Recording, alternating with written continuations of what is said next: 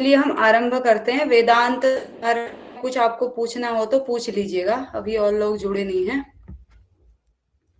तो आज से तर्क जी। भाषा और पहले न्याय दर्शन का सामान्य परिचय पढ़ेंगे, फिर तर्क भाषा को पढ़ेंगे फिर कल से। और कल वेदांत का प्रश्न बने हैं, उसमें से टेस्ट अवश्य दीजिएगा।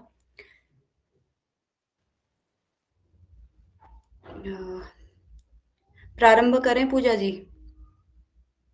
जी मैम। ओके, तो सबसे पहले जो तर्क भाषा पढ़ने हम कल से जाएंगे वो न्याय दर्शन का प्रकरण पिछले जब वेदांत सार पढ़ा प्रकरण ग्रंथ था तो बताई थी। प्रकरण ग्रंथ वो होता है जो कि उस शास्त्र के किसी एक प्रदेश से संबंधित, मतलब विषय को लेकर के बात करता है। संपूर्ण शास्त्र की बात फिर से इसकी परिभाषा पीडीएफ शामिल करके अपलोड कर दूंगी। उसके बाद जो है न्याय दर्शन के प्रणेता जो है महर्षि गौतम हैं, और न्याय सूत्र नामक इन्होंने न्याय सूत्र की व्युत्पत्ति। अब सबसे पहले न्याय दर्शन को पढ़ रहे हैं तो इसकी व्युत्पत्ति जानना सबसे आवश्यक हो जाता है। तो नी उपसर्ग पूर्वक इण गतौ धातु से न्याय प्रत्यय होकर के ये न्याय शब्द की निष्पत्ति होती है। अष्टाध्यायी के अध्याय न्यायो घाव संहारश्च इस सूत्र से इसमें घय होता है। तो नी उपसर्ग पूर्वक इण गतौ धातु से घय प्रत्यय लग के न्याय शब्द की व्युत्पत्ति। कोई पूछ लेगा कि न्याय क्या है। गुड इवनिंग जानकी जी, रत्ना जी, नमो नमः। तो नियंते अर्था अनेन इति न्यायः, ऐसी जो है सामान्य एक परिभाषा है। नियंते अर्था इति अनेन इति न्यायः, जहां वाक्यार्थ किसी विशेष अर्थ की सिद्धि कर वही न्याय है। तो ये शब्द जो है विशेष अर्थ की शब्द या वाक्य की विशेष अर्थ की सिद्धि करते हैं, वहां पर न्याय है। ये न्याय वैसे न्याय होता है ना, उसी प्रकार से शास्त्र में जो है तर्क, क्योंकि जो न्याय होता है जो जिसे हम लोग व्यवहार में कहते हैं वो भी तर्कों पर आधारित होता है। इसलिए ये जो न्याय दर्शन है, इसलिए इसको न्याय कहा गया है। इस दर्शन को बुद्धि को तीक्ष्ण, परिषद व विशद बनाने वाला भी माना जाता है, क्योंकि इसमें तर्क की प्रधानता है। हम न्याय दर्शन का सामान्य परिचय देख रहे हैं, कल से तर्क भाषा के लिए आनुवंशिकी यदि आपने कौटिल्य अर्थशास्त्र पढ़ा होगा तो वहां पर नीति इस प्रकार से जो है चार प्रकार की वार्ता, आनुवंशिकी, त्रयी और दंड नीति, चार प्रकार की विद्याएं बताई हैं। तो जो न्याय से संबंधित विद्या होती है उसको आनुवांशिकी कहते हैं। इसलिए इस न्याय दर्शन का भी जो है नाम आनुवांशिकी, एक नामांतर प्राप्त होता है आनुवांशिकी। प्रत्यक्षादि प्रमाणों के माध्यम से पदार्थों की परीक्षा करना ही न्याय है। ये पुस्तकों से सामान्य परिचय के जो जो बिंदु महत्वपूर्ण लगे वही नोट किए हैं। इसे प्रमाण प्रधान दर्शन भी कहा जाता है। इस न्याय दर्शन को प्रमाण प्रधान दर्शन भी कहा जाता है। आशीष भैया नमो नमः। ये न्याय दर्शन का सामान्य परिचय चल रहा है।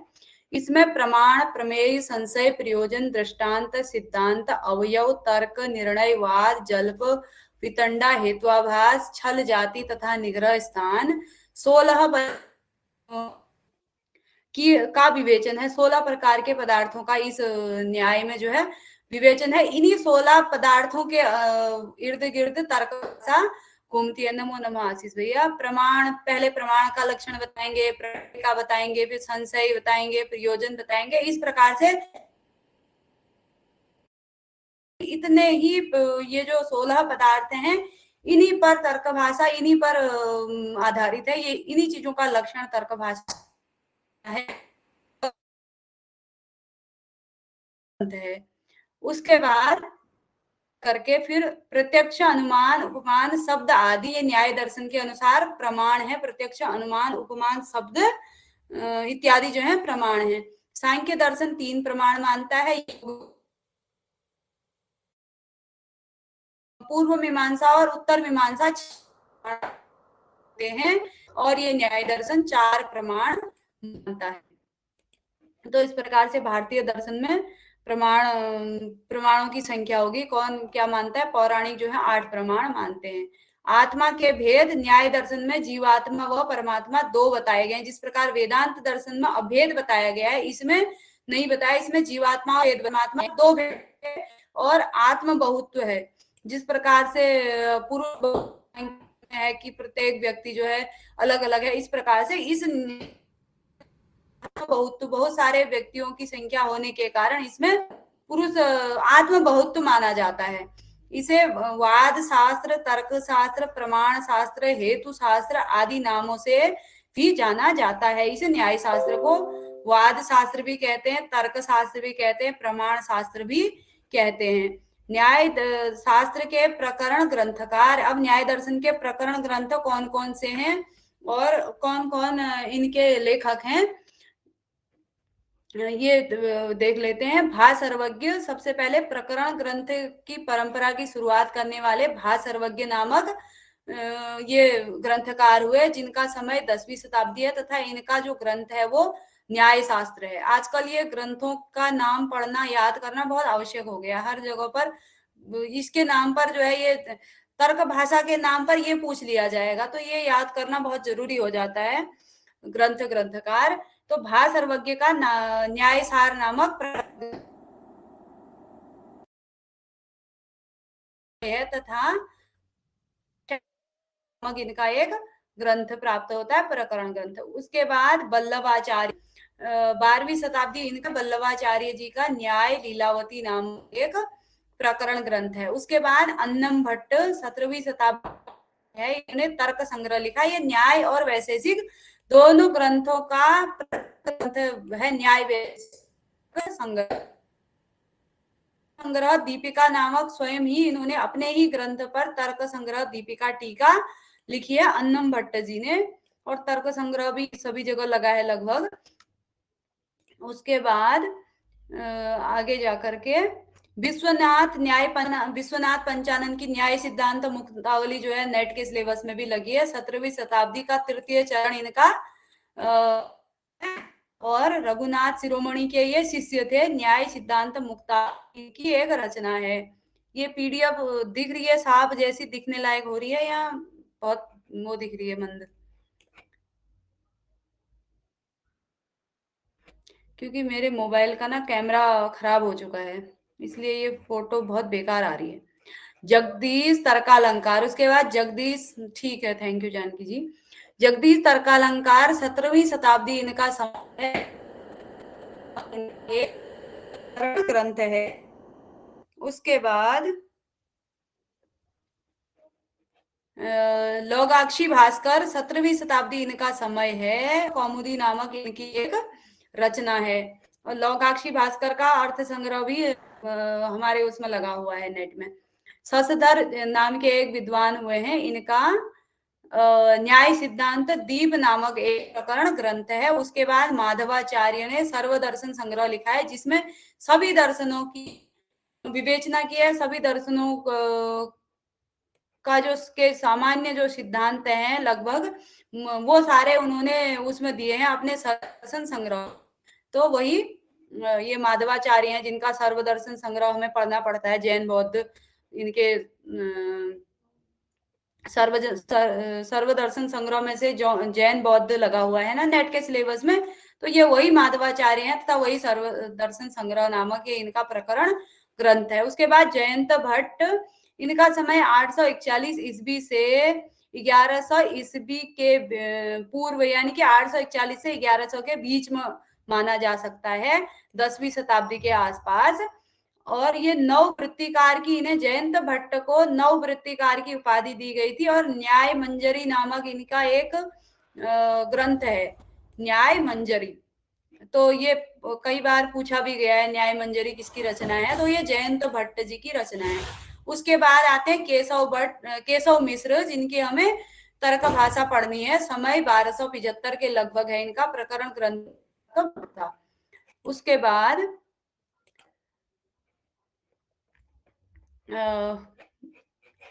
ये जो है पुराने नोट्स थे। ये तर्क, इस न्याय दर्शन का सामान्य परिचय देख लेते हैं। अभी तक हम इसके प्रकार न्याय दर्शन, न्याय की हमने देख ली है, और न्याय किसे कहते हैं, न्याय के अन्य नाम। अब ये न्याय दर्शन की जो धाराएं हैं न्याय शास्त्र की, दो धाराएं, एक प्राचीन न्याय और नव्य न्याय। प्राचीन न्याय के कौन कौन से नव्य न्याय के अंतर्गत कौन कौन से आचार्य आते हैं होगा। आचार्य गौतम न्याय शास्त्र के प्रणेता हैं। इनका जो समय है 200 ईस्वी पूर्व से 300 ईस्वी पूर्व तक है, और ईस्वी पूर्व से 300 ईस्वी तक माना जाता है। यहाँ पर भी पूर्व गलती से लिख दिया है, 300 ईस्वी तक भी माना जाता है। पूर्व का मतलब होता है ईस्वी से पहले, यानी कि ईस्वी से पहले 300 साल से ईस्वी के बाद जब से ईस्वी सन शुरू हो गया 300 ईस्वी तक जो है इनका समय माना जा सकता है। और जो पुराने नोट्स में मैंने लिखा था 200 ईस्वी पूर्व, तो इन क्योंकि हमारे संस्कृत के जो भी आचार्य लोग हैं इनका कहीं पर समय फिक्स नहीं है, के आधार पर ही होता है। तो जिस पुस्तक को मैंने कल देखा था और 300 तक 300 ईस्वी तक जो है माना जाता है। इन्होंने न्याय सूत्र नामक ग्रंथ लिखा है जिसमें 5 अध्याय व 10 न्याय सूत्र में है। उसके बाद ये प्राचीन वो मैं के आचार्य बताए। अब ये जो है प्राचीन न्याय और नव्य न्याय के आचार्य में वो प्रकरण वाले, स्पेशली जिन्होंने जिन्होंने प्रकरण ग्रंथ लिखे हैं उनके थे। तो आचार्य वात्स्यायन, वात्स्यायन जो है भाष्यकार, न्याय के भाष्यकार जो है। फिर ये वार्तिककार भी आता है। न्याय दर्शन के वार्तिककार कौन है? वार्तिककार में अगर कात्यायन दे दिया जाएगा तो हम व्याकरण में जा करके गलत भी कर सकते हैं, तो इसके अलग है। जो आचार्य वात्स्यायन है इनका समय है 400 ईस्वी पूर्व। ये भी मिथिला के निवासी थे। इन्होंने न्याय सूत्र पर न्याय भाष्य नामक विस्तृत भाष्य लिखा है। न्याय भाष्य के रचनाकार कौन है? वात्स्यायन। और उद्योतकार जो है न्याय वार्तिक के रचनाकार हैं उद्योतकार। समय 600 ईस्वी। ये कश्मीर के निवासी थे और इन्होंने न्याय वार्तिक नामक भाष्य लिखा है। उसके बाद वाचस्पति मिश्र आते हैं जिन्होंने किसी भी दर्शन को नहीं छोड़ा, यानी कि सभी दर्शनों पर प्राय इनकी टीकाएं मिलती हैं, भाष्य मिलते हैं। तो इनको तात्पर्याचार्य भी कहते हैं। इन वाचस्पति मिश्र को तात्पर्याचार्य भी कहते हैं। और इनका समय है 900 ईस्वी पूर्व। 900 ईस्वी पूर्व हो सकता है, इसको देखना पड़ेगा थोड़ा सा। 900 ईस्वी पूर्व ही होगा आई थिंक। और मिथिला के निवासी थे ये गुरु त्रिलोचन थे। इनके जो गुरु थे वो थे त्रिलोचन।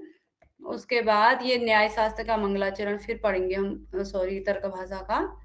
आगे चलते हैं। उसके बाद इन्होंने न्याय वार्तिक पर न्याय वार्तिक तात्पर्य टीका लिखी, इसलिए इन्हें तात्पर्याचार्य कहा जाता होगा कि तात्पर्य टीका लिखी है। तात्पर्याचार्य शब्द से भी याद रख सकते हैं। न्याय वार्तिक तात्पर्य टीका किसने लिखी? ये वाचस्पति मिश्र ने लिखी। और इन्होंने न्याय सूची नामक लघुकाय निबंध भी लिखा। अपने पांडित्य के कारण इन्हें सर्वतंत्र स्वतंत्र भी कहा जाता था। वैशेषिक को छोड़ करके पांचों दर्शनों पर इनकी टीकाएं मिलती हैं। और कल तक का पढ़ रहे थे वेदांत दर्शन, उस पर भामती टीका इन्होंने लिखी है। उसके बाद सर्वतंत्र स्वतंत्र इन्हें कहा जाता है। उसके बाद जो है जयंत भट्ट न्याय मंजरी नामक ग्रंथ, इनका समय जो है 900 ईस्वी। न्याय मंजरी लिखी है इन्होंने। न्याय संप्रदाय का एक शोध को कुछ आया था, मुझे ध्यान नहीं है। किसी के विषय में कुछ मतलब अलग टॉपिक था, वो साहित्य से संबंधित, उसके विषय में भी कुछ लिखा था न्याय था सर्वज्ञ। उसके बाद जिनका अभी हम पहले देख चुके हैं न्याय सार के, ये सारे प्राचीन न्याय के आचार्य हैं। उसके बाद नव्य न्याय की जो धारा थी उसके आचार्य आगे आएंगे गंगेश उपाध्याय से। इनका समय 900 ईस्वी पूर्व। ये कश्मीर के निवासी थे। इनकी जो रचना का नाम है न्याय सार एक प्रकरण ग्रंथ है। न्याय भूषण एक विशालकाय टीका भी इन्होंने लिखी है, न्याय भूषण नामक भा सर्वज्ञ जी ने। न्याय सार के ऊपर न्याय टीका, अपना जो न्याय सार है उसी के ऊपर इन्होंने न्याय भूषण नामक टीका लिखी है, ये भा सर्वज्ञ जी ने। जी जो है इनका समय 10वीं शताब्दी, मिथिला के निवासी थे ये।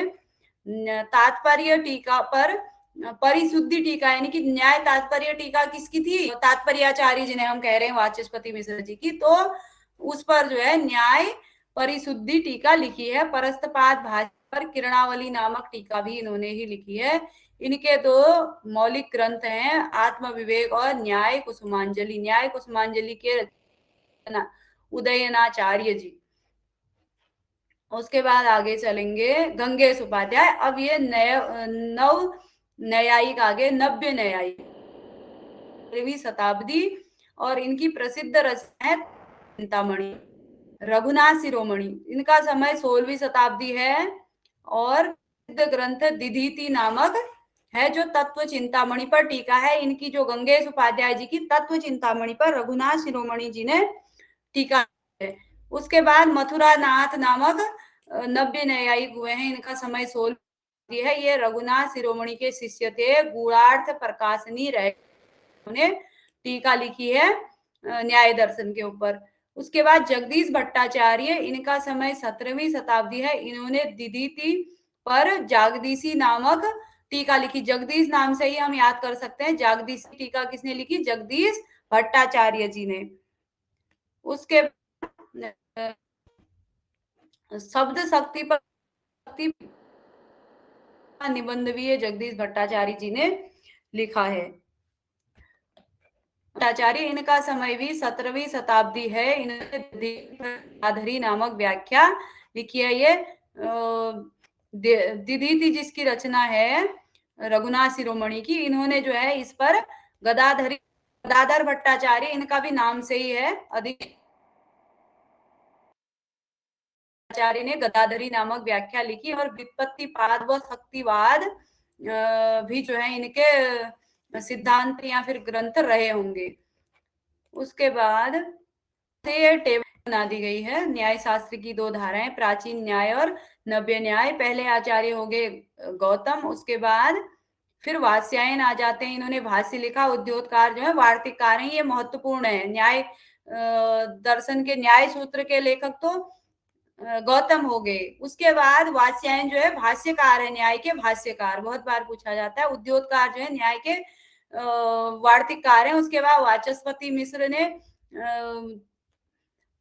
टीका लिखी है तात्पर्य वाली, तात्पर्याचार्य भी इन्हें कहा जाता है। उसके बाद जयंत भट्ट की न्याय मंजरी होगी, न्याय सार भा सर्वज्ञ का उदयनाचार्य, उसके बाद आचार्य हो गए। उसके बाद जो है नव्य न्याय की दो शाखाएं प्रचलित हैं। नव्य न्याय की दो शाखाएं, मिथिला शाखा और नवद्वीप बंगाल शाखा के नाम से दो शाखाएं प्रचलित हैं। तो मिथिला शाखा के आचार्य और ये बंगाल शाखा के आचार्य अलग अलग हैं। ये दोनों नव्य न्याय के अंतर्गत ही आएंगे। मिथिला शाखा के वर्धमान उपाध्याय, वसुदेव मिश्र और पक्षधर मिश्र थे।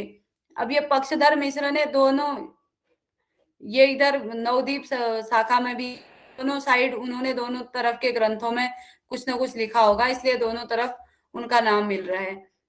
या हो सकता है ये कोई अलग हो, देखना पड़ेगा इसको क्या है। उसके बाद रघुनाथ शिरोमणि जो है नवद्वीप बंगाल शाखा के हैं। मथुरा नाथ भी नवद्वीप बंगाल शाखा के हैं, और जगदीश भट्टाचार्य जी भी जो नवद्वीप बंगाल शाखा के आचार्य हैं। इस प्रकार से आप लोग ये पीडीएफ में फिर से देख लीजिएगा, यहाँ पुस्तकों में भी जो है इस प्रकार से मिल जाता है। एक मिनट इसको क्लियर कर लेती हूँ। न्याय दर्शन है नहीं है इसमें, 36 पेज। ये पक्षधर मिश्र का नाम दो जगह क्यों दिया है? ये एक पक्षधर आचार्य हैं, तो पक्षधर अलग है, पक्षधर अलग है। ये जो है इनका अन्य नाम जयदेव भी प्राप्त हो रहा है पक्षधर मिश्र जी का, और ये पक्षधर अलग हैं। तो ये मिथिला शाखा के हो गए खाली पक्षधर जिनका नाम है, और जिनका पक्षधर मिश्र या जयदेव जिनका नाम है वो नवदीप बंगाल शाखा के आचार्य हो गए। उसके बाद केशव मिश्र ने अपने विषय में कुछ विवरण नहीं दिया है। सुंदरलाल गोस्वामी के अनुसार केशव मिश्र मिथिला के सरिसव गांव के निवासी थे। अब केशव मिश्र का परिचय, जिनकी तर्क भाषा हम कल से पढ़ेंगे, उनका परिचय देख रहे हैं। केशव मिश्र ने अपने विषय में कुछ नहीं दिया है। सुंदरलाल गोस्वामी के अनुसार सरिसव गांव के निवासी थे तथा वाचस्पति के प्रपौत्र थे। ये वाचस्पति मिश्र के प्रपौत्र थे। केशव मिश्र का समय से 1400 ईस्वी के मध्य निश्चित, और तर्क भाषा के अलावा आर शेखर नामक ग्रंथ भी केशव मिश्र का नाम लिया जाता है। इन्होंने ग्रंथ भी लिखा था। तो इस प्रकार से मिश्र जी का सामान्य परिचय हो गया। इन आचार्यों का कोई भी नहीं मिलते, अनुमान के आधार पर ही इनका विवरण मिलता है या समय इत्यादि निर्धारित होता है। उसके बाद तर्क भाषा, जो हम न्याय सिद्धांत का प्रकरण ग्रंथ पढ़ने जाएंगे, उसकी प्रमुख टीकाएं प्रटीकाएं जो भी हैं उनको तर्क भाषा की उज्ज्वला टीका गोपीनाथ जी ने लिखी है। प्रकाशिका टीका गोवर्धन मिश्र ने, इनका समय 1300 के आसपास रहा होगा, अथवा ये क्या लिखा है समय, हाँ 1300 में इस ग्रंथ का संपादन 1300 में हुआ है, संपादन लिखा है ना आगे। तर्क भाषा प्रकाशिका टीका का संपादन आसपास SN पराजय ने किया है। उसके बाद तत्व प्रबोधिनी गणेश दीक्षित जी की टीका है तर्क भाषा के ऊपर, तत्व प्रबोधिनी टीका। उसके बाद तर्क कौमुदी नामक टीका जी ने 1894 में ये प्रकाशित हुई है। उसके बाद तर्क दीपिका टीका केशव भट्ट ने लिखी है। तर्क दीपिका टीका केशव मिश्र ने तर्क भाषा लिखी है। तर्क भाषा प्रकाश नामक टीका अखंडानंद सरस्वती ने। उसके बाद तर्क भाषा प्रकाशिका टीका लिखी है चिन्नम भट्ट ने, 1937 में प्रकाशित हुई है ये। और ये 1390 में तर्क भाषा प्रकाशिका टीका लिखी जा चुकी थी, लेकिन ये 1937 में आकर के देव प्रकाशित करवाया। इस प्रकार से जो है ये 1937 में प्रकाशित हुई है। उसके बाद तर्क बुद्ध नामक व्यक्ति ने लिखी है। संग्रह टीका रामलिंग जी ने लिखी है। तर्क भाषा सार मंजरी माधव देव जी ने लिखी है। उसके बाद परिभाषा दर्पण भास्कर भट्ट जी ने लिखा है। उसके प्रकार तर्क भाषा लिखा है। प्रकाशिका के नाम से कई ग्रंथ प्राप्त हो रहे हैं। एक ये चिन्नम भट्ट जी की तर्क भाषा पर, और बालचंद्र जी की तर्क भाषा प्रकाशिका है। उसके बाद कौन की प्रकाशिका है। उसके बाद गौरी कंठ सार्वभौम की भी तर्क भाषा प्रकाशिका नाम से टीका है। तो इस प्रकार से कई सारी तर्क भाषा प्रकाशिका नाम से कई सारी टीकाएं हैं। यदि एक का ही नाम आता है, अगर प्रश्न कभी पूछा जाता है तो ठीक, नहीं तो ऐसे पूछेंगे भी नहीं। आशीष भैया हाथ क्यों उठा रहे हैं, कुछ पूछना है क्या? युक्ति मुक्तावली टीका नागेश भट्ट जी की 1790 में लिखी गई है। उसके बाद न्याय प्रदीप टीका विश्वकर्मा नामक विद्वान की ये न्याय प्रदीप टीका है। जिनके नाम अधिक जो 3-3 4-4 बार हैं, उनमें से जो है इतना पूछने की संभावना नहीं बनती है, एक ही नाम से 2-3 ग्रंथ हैं। तो जो जो और महत्वपूर्ण टीकाएं हैं उनको, जैसे उज्ज्वला टीका गोपीनाथ जी की, और उसके बाद ये गोवर्धन मिश्र जी की भी तर्क भाषा प्रकाशिका नाम से ही है। उसके बाद तर्क कौमुदी टीका जो है ये दिनकर भट्ट जी की, और तर्क दीपिका केशव भट्ट जी की। और उसके बाद न्याय संग्रह टीका रामलिंग जी की, परिभाषा दर्पण ये भास्कर भट्ट जी का, और तर्क भाषा सार मंजरी माधव। उसके बाद जो है ये न्याय प्रदीप टीका, ये महत्वपूर्ण है, विश्वकर्मा जी की ये न्याय प्रदीप टीका है। इस प्रकार से जो है हमने सामान्य परिचय देखा आज। अधिक मैटर मैंने इस उसमें कलेक्ट नहीं किया है पीडीएफ में, तो इसलिए आज सामान्य परिचय करके जो है समाप्त कर देंगे। इसका मंगलाचरण देख लेते हैं।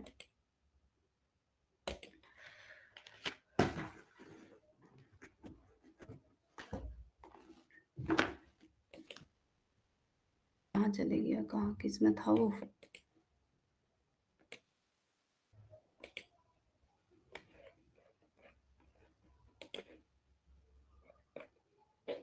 तो ये मंगलाचरण जो है तर्क भाषा का इस प्रकार से है। बालोपि न्याय नये प्रवेशम अल्पेन वाण्यतः श्रुतेन संक्षिप्त युक्त युक्त प्रकाश्यते तस्य कृते मयेसा। तर्क भाषाकार केशव मिश्र हैं, वो कह रहे हैं बालो अपि न्याय नये प्रवेशम, यानी कि जो बहुत बालों का मतलब यहाँ पर ये होगा, बालह का मतलब छोटा बच्चा नहीं, जबकि थोड़ा सा अल्प बुद्धि वाला है, जिसने कम अध्ययन किया है, हमारे समान जो कोई बालक होगा। तो बालह अपि यो, जो न्याय में प्रवेश करना चाहता है, यानी तर्क संग्रह को भी न्याय और वैशेषिक दर्शन का प्रवेश द्वार कहते हैं, और ये तर्क भाषा को भी। तो न्याय दर्शन इतना मतलब लंबे चौड़े शास्त्रार्थ से बच करके जो इतना नहीं सुनना चाहता है, वो सुनने में आलस्य कर रहा है, या फिर वो सुनने के योग्य वो बालक नहीं है, थोड़ा बहुत प्रयास के द्वारा ही वो न्याय में प्रवेश पाना चाहता है, न्याय दर्शन में, तो उसके लिए संक्षिप्त युक्ति या संक्षिप्त युक्ति के द्वारा युक्ति अन्वित तर्क भाषा, संक्षिप्त युक्ति से जो है मैंने तर्क भाषा को उसके लिए प्रकाशियते किया है। तस्य कृते मई ऐसा तर्क भाषा प्रकाशियते, संक्षिप्त युक्ति अन्वित मेरे द्वारा जो है उस थोड़ा सा सुन करके न्याय दर्शन में प्रवेश चाहने वाले वांछति अलसह बालह, जो ऐसा आलसी बालक है जो थोड़ा बहुत सुनने के द्वारा न्याय दर्शन में प्रवेश प्राप्त करना चाहता है, न्याय दर्शन को जानना चाहता है, तो उसके लिए मैंने संक्षिप्त युक्ति से अन्वित यह तर्क भाषा प्रकाशित किया है, या मेरे द्वारा यह तर्क प्रकाशित की जा रही है। तो इस प्रकार से जो है ये न्याय दर्शन का सॉरी तर्क भाषाकार केशव मिश्र चरण कर रहे हैं। आगे जो है कल से इसकी फिर तर्क भाषा को विधिवत पढ़ेंगे जितना हो सकेगा, अर्थ सहित और समझाते हुए जितना भी हो पाएगा।